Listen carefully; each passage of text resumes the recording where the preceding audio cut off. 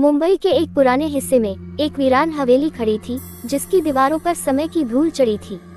लोग कहते थे कि हवेली में रात के समय अजीब अजीब आवाजें आती थी, लेकिन किसी ने कभी अंदर जाने की हिम्मत नहीं की। एक रात एक युवा पत्रकार अजय, जो सच्चाई के लिए कुछ भी कर सकता था, हवेली के अंदर जाने का निश्चय करता है।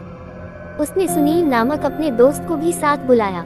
दोनों ने हवेली की बड़ी सी लकड़ी की दरवाजे को धक्का दिया और अंधेरे में प्रवेश किया। अंदर हवेली की हवा ठंडी और तंग थी और दीवारों पर उकेरे गए अजीब से चित्र और पुराने परिवार की तस्वीरें उन्हें घेर रही थी। वे हवेली के केंद्रीय कक्ष में पहुंचे, जहां एक पुराना झूमर लटका हुआ था।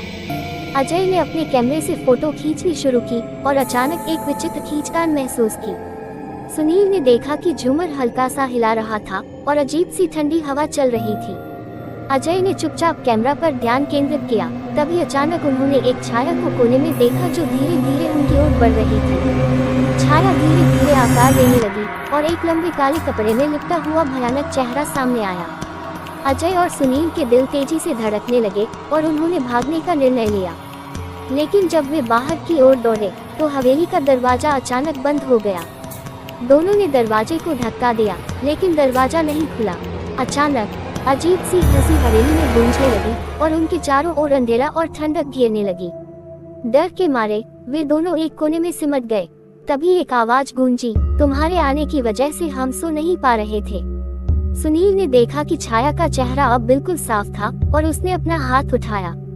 अजय और सुनील ने एक आखिरी कोशिश की और दरवाजा एक जोरदार धक्का देकर खोलने में सफल हो गए। जब वे बाहर निकले तो सुबह की पहली किरणें फैल रही थी और हवेली की काली छाया को धुंधलाती हुई देखी जा सकती थी। अजय और सुनील का चेहरा पीला था और उनके होंठ कांप रहे थे। वे समझ गए थे कि हवेली में रात बिताने की कीमत बहुत महंगी थी और वे कभी भी वहां वापस नहीं लौटे।